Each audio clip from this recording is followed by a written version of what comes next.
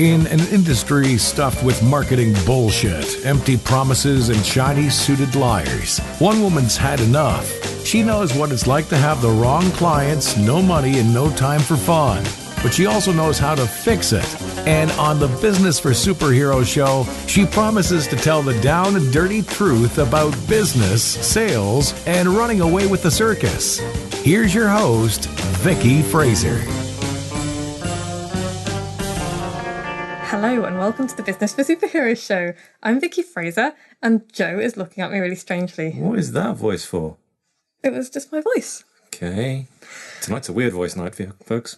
Okay, so we are drinking hopped rhubarb gin from the Bath Distillery, courtesy of my cousin Charlene. Thank you, Charlene. Thank you, Charlene. Hi, Charlene. Cheers. What's it like, Joe? It's very nice. Is it? You're supposed to serve it with a slice of an apple, but our apples are not ripe yet in our orchard. That's very nice. It's very nice. Yeah. I like it. I like it too. Cool. Okay, so this week's podcast is all about how positive thinking is bad for you. Positive thinking. Controversial. Hang on a minute. What's happened this week so far? Well, how are we doing? There's been no preamble. What kind of preamble? I don't know. I hurt my leg. No, that was last week. Oh. I've got the most epic bruise. Oh, it's gone now. I had a really epic bruise on my left elbow and a lump. You know how when you bruise yourself, when you roll over and a llump appears, and then I had this bruise that was white where the lump was, and then just Like really a massive bruised. nettle sting. But it's gone now. It's very disappointing. That's not a cool story. Well, It's just not. I was going to dive straight into the podcast. Oh, that's right. Crack on. So, yeah, how positive thinking is bad for you. Positive thinking is bad for you. Yeah, controversial, because I know that there'll be loads of woo-woo practitioners not listening to this podcast, who will be absolutely up in arms, who will be feeling the vibrations through the universe of me slagging off positive thinking, Okay. which I'm actually not doing, and being like, but everybody has to think positive all the time. And I think that's actually not very helpful. And so today I wanted to bust a few positive thinking myths, really, and give people a better alternative. Because you don't want to be a pollyanna about stuff, do you? I missed the whole. I think I missed class the day where pollyannas were explained. Okay, so a pollyanna is somebody who's just relentlessly and stupidly cheerful about everything, and like everything is wonderful, and you're just like, actually this is a bit shit. No, it's wonderful, it's wonderful. No, actually this really is a bit shit. Well, you're wrong and everything's wonderful. Okay. I put that superbly, I think. I'm really tempted to Google pollyanna now and see. No, I'm no going Googling whilst recording podcasts. Oh. Hang on. We've got fast internet. Pollyanna, an excessively cheerful or optimistic person. There you go. Okay. I don't know where it comes from. I'm really interested in the etymology of the Yeah, whole it's thing not telling now. us much, is it? Hang on. Children's literature. Children's literature. Okay, so it's the name of the optimistic heroine created by Eleanor Hodgman Porter, American author of children's stories. Who died in 1920. Who died in 1920 and was born in 1868. Okay. So there you go. Marvellous. Well, we've all learned something. We all have Well, learned. I have anyway. Good. So yeah, it's that kind of the positive thinking that I'm having an issue with is the type that, you know, when somebody says, "Oh, when life gives you lemons, make lemonade," and I think when life gives you lemons, you should throw them at the fucker who gave them to you, or even better, cut them up and put them in a gin and tonic. Because who says lemons are bad anyway? Lemons are not bad. Lemons are not bad, and so, you know, why? I think part of the problem with positive thinking is that we label stuff as bad when actually it's not good or bad. It just is. Does that make sense? Okay. So some stuff that happens is very bad. Some stuff that happens is very good. But some stuff that happens is just stuff. Right. I probably could have prepared that better. Some things are just things. I knew what All I right, meant. end of podcast. Everybody's learned something. No, Go home, everyone. I'm looking at my notes and I'm thinking, I know what I meant when I wrote it, but I actually have no idea what my point was. So let's move on. Okay, right. Because like, positive thinking is like a massive industry. It's like a big deal. It's a big deal. It's a massive industry Seminars, in business, books. in life. Yeah. I think it's America's fault. Sorry, America. Hi, America. It's possibly, you know, it comes from their irrepressible and occasionally nauseating can-do attitude to absolutely everything. Right. which can be fabulous. I'm not totally knocking it because, having the can do it. We were talking about this a lot last week. If you think you can or you think you can't, you're right. Sure. And that's true. But it's kind of mushroomed. I think that positive idea has mushroomed into this grotesque parody of what it originally was meant to be, and so now it just gets thrown at everybody. So, cheer up, love, just think positive, rah rah rah, ignore the bad stuff and focus on the good stuff. And you should focus on the good stuff, but you shouldn't totally ignore the bad stuff, because sometimes that shit needs dealing with. That is true. Yeah, you kind of look like you're going to say something profound then, and then you paused and said, I've got very little profanity this evening. Oh, I was looking profundity. I think Profundity, is the word that's you were right. failing to grasp. Okay. Profundity. All right. So you've got profanity. That's really funny. Oh, you have to speak, so I was going to take a sip of my rhubarb. okay. So I think you're wrong. I don't think it comes from America. I think it comes from Mexico, because there's Mexicans and Mexicans. Did you just tell a totally racist joke on my podcast? No, I It's not a racist. butchered a quote from Dusk Till Dawn. Are you a Mexican or a Mexicant? Exactly. I love that. That's really funny. So yeah, where was I before I derailed myself with Jim? Blaming Americans. I was not blaming Americans. I was saying that their can-do attitude mushroomed into something grotesque that is just becomes unhelpful, I think. Because when so there's this actual psychological research on this stuff as to why and how positive thinking can be bad for you. Okay. And I have actually done some research for this podcast. I know it doesn't sound like it. Really?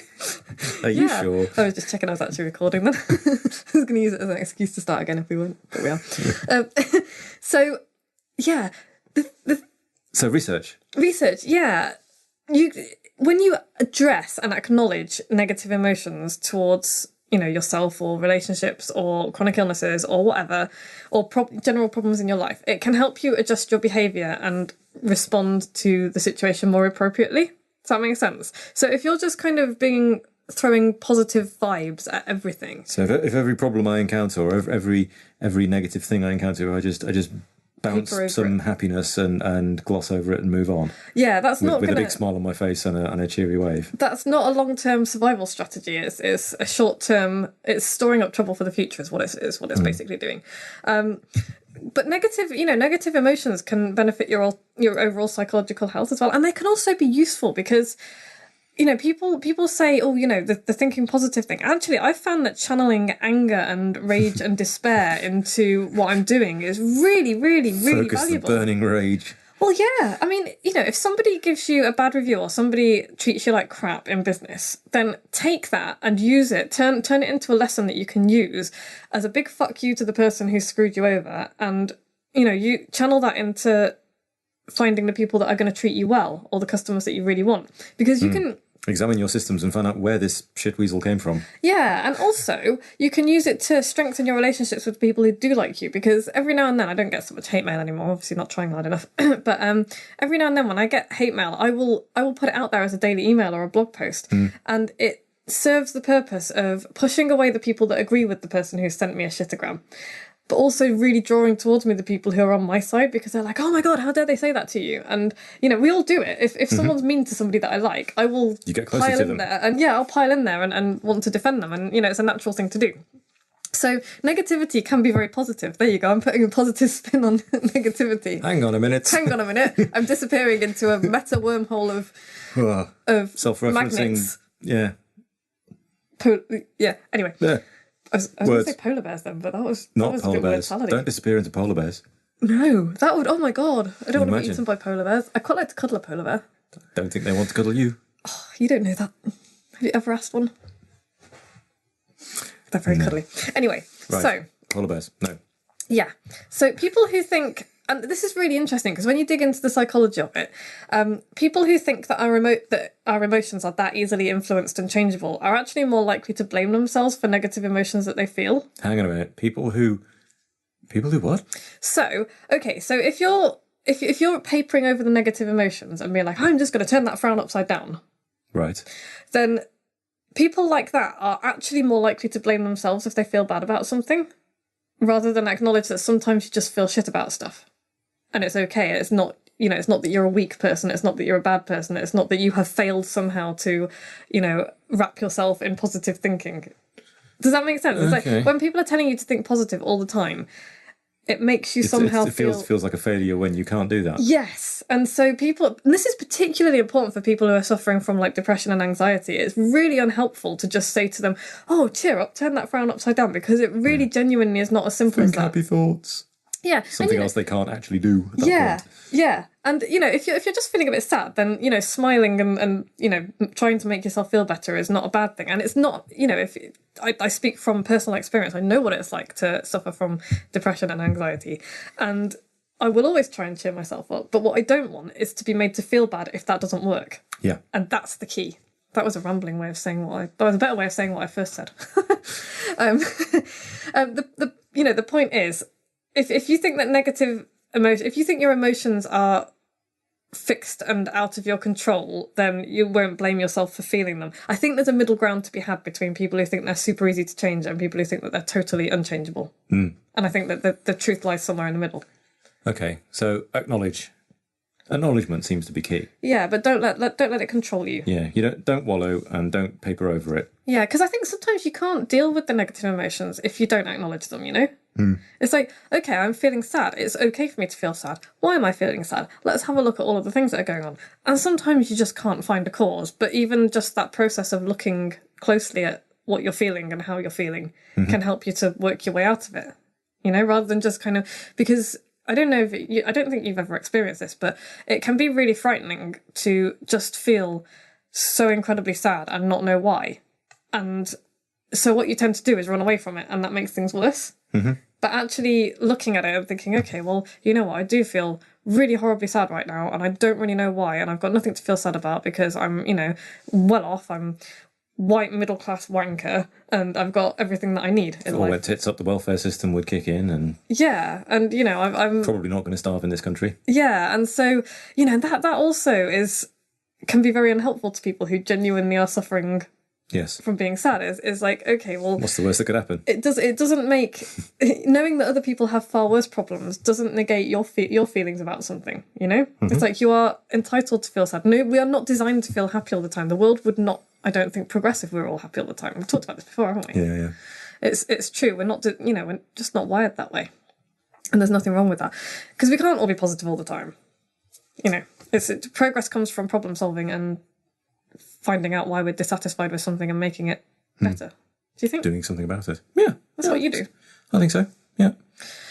So, this podcast isn't about being negative about everything. I just gave it a catchy title so that people would look at it and go, what? Why is positive thinking bad for you?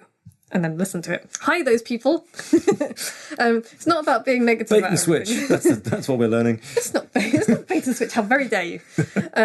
It's clickbait, which is not a bad thing, and we'll do clickbait another day. Clickbait is a good thing. You want people to click on your bait.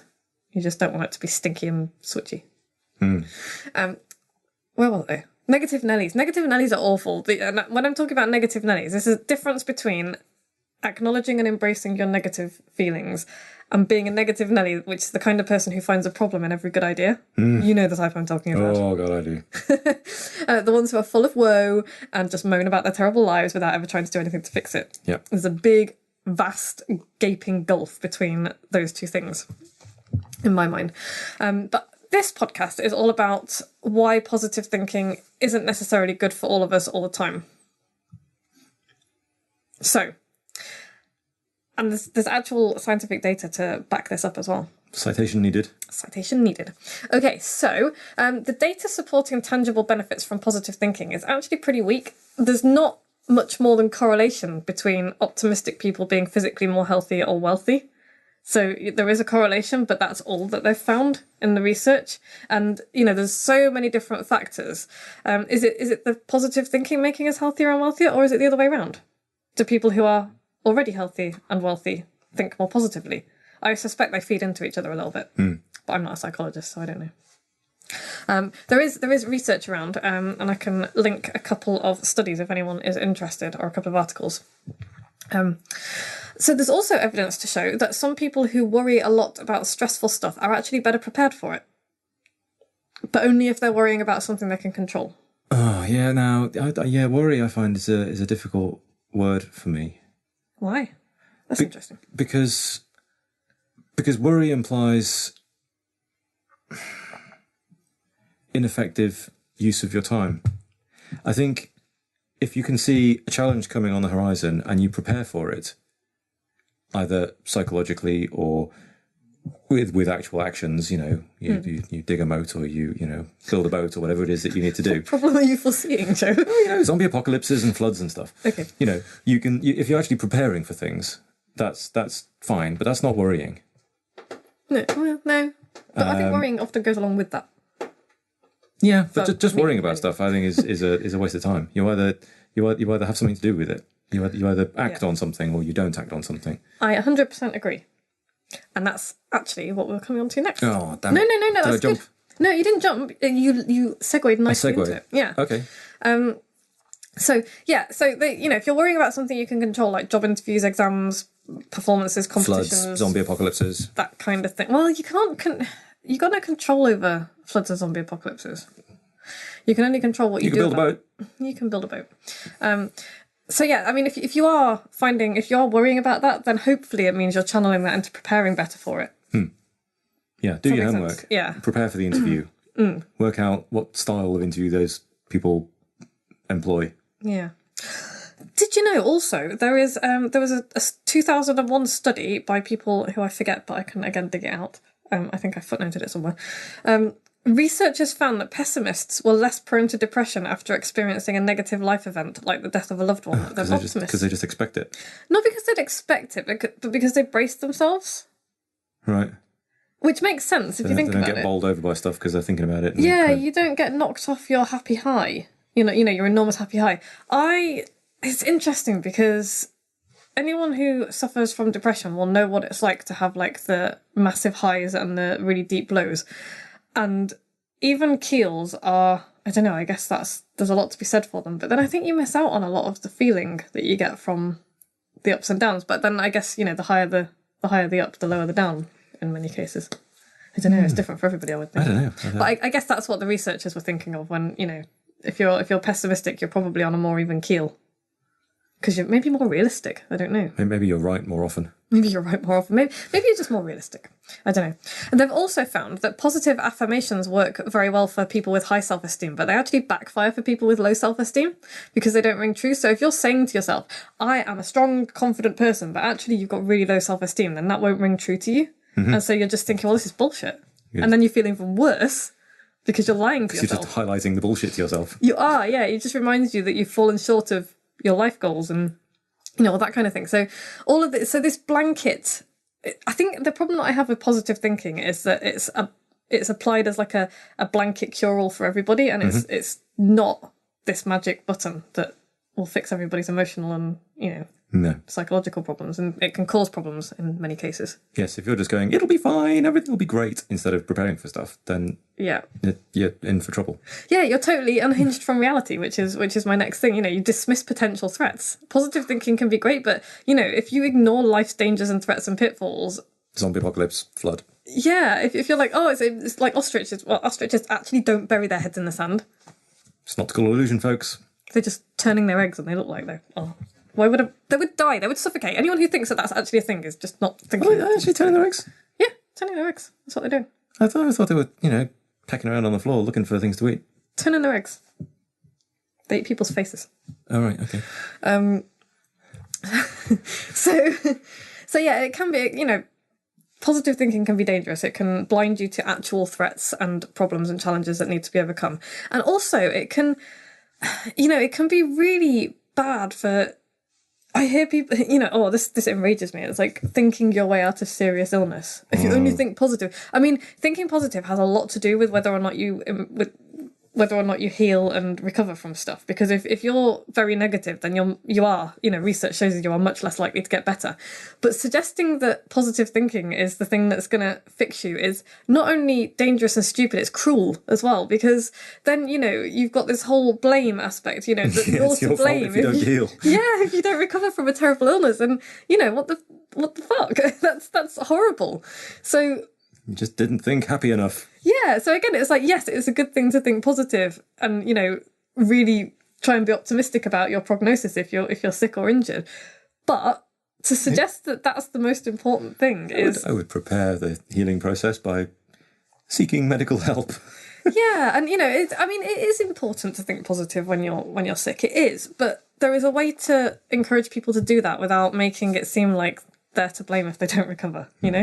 So yeah, there's some really interesting research as well about people who fantasize and visualize amazing lives and dream jobs. Okay. Do you want to hear it? Go on. So, because you know how often we're told to visualize your ideal future and blah, blah. Actually, there's research that suggests that that's a really unhelpful thing to do. So, New York University did an experiment that found that graduates, they asked graduates to note down how often they fantasized about getting their dream job after they left college. And they found that the students who reported that they've often fantasised about that success actually got fewer job offers and ended up with significantly smaller salaries. Isn't that interesting? So, and I was interested in why, so I dug into it a bit. And, I wondered maybe they weren't prepared to deal with setbacks that they found, or maybe they weren't willing to put the effort in to achieve their goal. Because there's actually evidence to suggest that visualising stuff and imagining stuff releases the same chemicals in your brain as actually doing the thing. Mm-hmm. It's why window shopping can almost as good as shopping. It's as good as shopping psychologically. It makes you feel as good as actually buying the thing. If you visualise yourself owning it, you don't have to buy it. Okay. And so it takes away that need for action, which I found really, really interesting. So if visualising this marvellous life that you might one day have removes your motivation to act on achieving it. Exactly. So if you're listening to this and you spend a lot of time daydreaming about your perfect life, stop it right now, because you are less likely to get there. Really interesting.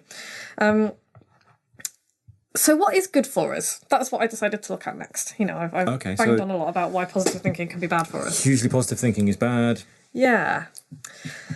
Well, so how do we get that wonderful life and business that we want? Hard work. Action. And action. Yeah, it kind of does boil down to that. There is a simple and effective way to transform how you think and feel, and it all starts with novelist Henry James's brother and an imaginary bear. Would you like to hear about it? I would like to hear about Henry James's brother and an imaginary bear. Cool. Well, his brother's name is William James, and he was like a beacon in the world of behavioural psychology. He wrote The Principles of Psychology in 1890, and it's still required reading for behavioural psychology students today. Cool. It's pretty good stuff. He turned everything that people thought they knew about psychology and behaviour on its head. He was way ahead of his time. His research got shelved for like decades before people were ready to hear it, because it was just so far out from what people believed. Anyway, towards the end of the 1880s, William James started looking at the relationship between emotion and behaviour. So our everyday experience tells us that emotions cause us to behave in certain ways, right? Right. If you're feeling happy, it makes you smile. If you're feeling sad, it makes you frown. If you're feeling angry, it makes you punch people, if you have no self-control. Right, okay. But maybe not. He proposed a radical new theory that the relationship between emotion and behaviour is actually a two-way street. So obviously, how you feel influences your behaviour, but also how you behave influences how you feel. Mm-hmm. Really strongly. We've talked about this before as well last week with confidence, how, power posing and stuff like that. We'll come back to that in a minute. But smiling can make you feel happier, and frowning can make you feel sad. Right. And where the bear comes into it is that he said... The imaginary bear. The imaginary bear. He said, you do not... The imaginary bear said? No, William James said. Oh, okay. Sorry. William James said. Clarification. William James said, you do not run from a bear because you're afraid of it, but rather you become afraid of the bear because you run from it. And you see this in children all the time. Wait, what? What? Yeah. What? So, he just, this idea popped into his head, and that's what kind of sparked off all of this stuff about behaviour causing emotions. I run away.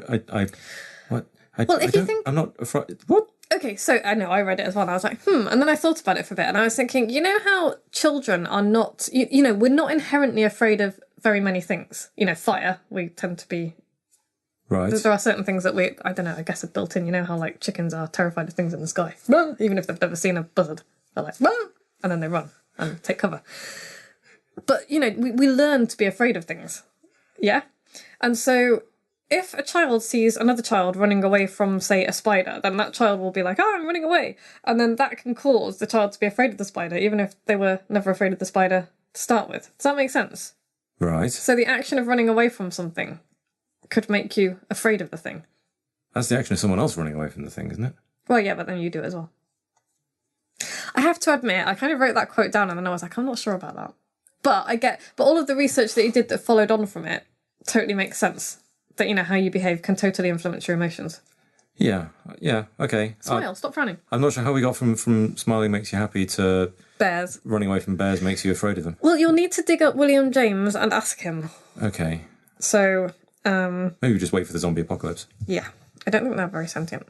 Anyway, so in the 70s, there was a psychologist called James Laird from Clark University, and he decided to put William James's theory to the test, bear theory.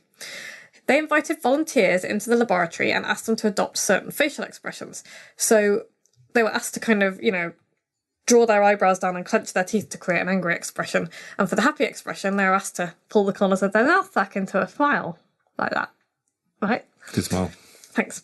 And they found remarkable results. So, exactly as predicted by William James many years before, the participants felt significantly happier when they forced their faces into smiles, and they felt angrier when they were clenching their teeth. Okay. It's kind of the as-if principle. Act as if you're a certain type of person, and you will become that person. Okay. Does that make sense? Sounds a bit fake it till you make it, but okay. Well, it kind of is a little bit fake it till you make it. And, there's nothing really wrong with that. So, we've got a few minutes left. So, I wanted to run through a few things that people can do to improve their outcomes, I guess. So, rather than thinking positive, actions that they can take. Okay. Okay. So, there's the as-if thing. There's the fake it till you make it. Right. It's a good one. There's willpower. Okay, so this I have been trying out and it actually works and it's really, really interesting. So motivated people tend to tense their muscles as they get ready to spring into action. So, if you're about to go for a run or, do a jiu-jitsu fight, or if I'm about to, do a pole performance or something, you tense your muscles in preparation for it. Your whole body physiology changes. So they were wondering if you could, when I say they, I mean researchers, were wondering if you can boost your willpower simply by tensing your muscles. So they looked into it. And there was, the National University of Singapore did a study in which volunteers visited a local cafeteria. And they asked the volunteers to try and avoid temptation and not buy any cakes or anything sugary. And so some of the volunteers were asked to make their hand into a fist or contract their biceps and behave as if they were motivated while they were trying to avoid buying cake. And it made people far more likely to buy healthy food. So I think they'd done a double-blind study and they had just control groups who were just going into the cafe and just watching what they were buying. And then they didn't tell people what the idea was, they necessarily, but it was just okay, go in and kind of... And they found that... Very strange. Yeah, isn't it interesting? So I've been trying to do that if I've been tempted to get distracted today by Facebook or something. I've been I'm going to carry on doing the thing that I don't want to do. And I did. I carried on doing the thing I didn't want to do. Not 100% of the time, but I found that it improved my willpower. That is bizarre. Isn't it bizarre? Confidence. Okay, so there's a confidence thing. This is following on from last week's podcast. Rather than changing your thinking, change your behaviour. Because it's really difficult to change your thinking. Mm-hmm. Really difficult. So instead, Columbia Business School did a study of dominance poses, and they found that just 1 minute of dominant posing gave a real confidence boost, because power poses give you, or people who do power poses have significantly higher testosterone. Just don't do it in public because you'll look like a douche canoe. If you're going to be doing something that scares you, do a power pose for a minute, and it will physically change your body and your chemical makeup. Okay. There was a TED on that, wasn't there? There was a TED talk. I forget her name. Didn't it get reasonably trashed? And there's some counter studies that Well, there were, but this is a Columbia Business School study, and I think this was, I don't know if this is different from the TED talk. Okay. But it's certainly worth trying. It's not gonna, it's not gonna hurt. I don't think. Okay, this is really interesting. Oh my god. Okay, in 1979, a psychologist called Ellen Langer did a study to see if we could turn back time. Okay. So, she encouraged men in their 70s to act as if they were 20 weeks younger. 20 years younger, sorry, at a week of reminiscence retreat.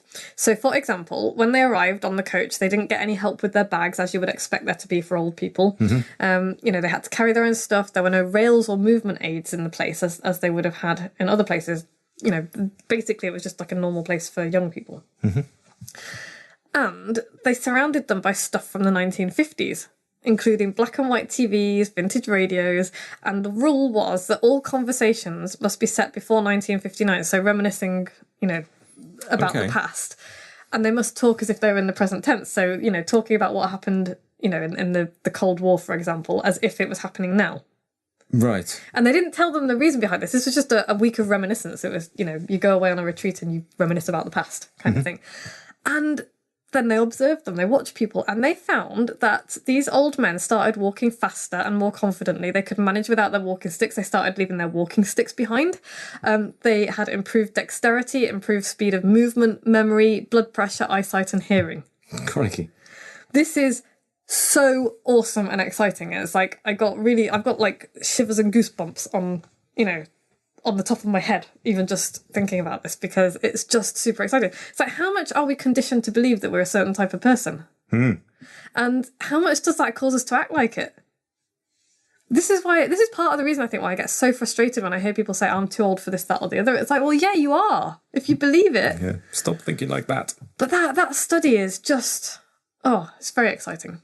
It is. So, anyway, I could go on and on about that. But the I'm not confident will make you not confident. I'm in pain will make you feel more pain. I'm ill will make you feel more ill. I'm tired. Watch Derren Brown's Miracle and you'll see the truth of that. So, okay, so I was going to go through Richard Wiseman's 10 quick and effective exercises that are way better than positive thinking. We're 32 minutes in. But we're 32 minutes in, so you're going to have to come back next week for that. Cool. Yeah, and in the meantime... In fact, it might not even be next week. I might have it as a download. Okay. If you would like the 10 quick and effective exercises that are way better than positive thinking, you could email me, Vicky@vickyfraser.com, and I will send them to you. Excellent. I may even put them as a download on the website so I can catch... Actually, no, don't email me. Go to vickyfraser.com / positive... No, / positive thinking. Okay. vickyfraser.com / positive thinking. And you can download... Is that positive hyphen thinking? Nope, just positive thinking. Okay. Just checking. Don't confuse things, Joe. So yeah, and that's where you can get those. So what's the takeaway this week? Takeaway is positive thinking is not enough on its own and it can actually damage you. Instead, do positive actions. And if you want to know what those 10 actions are, go to vickyfraser.com / positive thinking. Excellent. Coming up next week, we'll be talking about burnout and overwhelm, which is really topical. You've had a tough week, haven't you? I've had a really tough few weeks. Several weeks, in fact. It's been total balls. And we will talk about that next week because it's really important. And, so-called successful business owners never talk about this shit, and I think they should. Yeah. So... That's all for this week. If you enjoyed this podcast or you found it useful, please share it. Send people to vickyfraser.com / podcast. Send them to the iTunes and get them to the iTunes. Send them to the iTunes. I turned into an old person then. Send them to the iTunes and get them to subscribe. Send them to the internet. Send them to the internet. Or, send them an email. Tell them to sign up. If you really enjoyed it, please leave us a review. We do like a review. We had a really great review from Annie, my poll teacher, in the last couple of weeks. Thank you very much, Annie. It was really cool. If you want to be cool like Annie, then you should go to iTunes and leave us a review. If you think we suck, you can tell us that too. And we'll either ignore you or, if it's legitimate, we'll try and fix it. Otherwise, have a fantastic week and we'll be back same time next week. See ya. Bye! Like what you've just heard? Tell your colleagues, tell your friends, send them to www.businessforsuperheroes.com /podcast.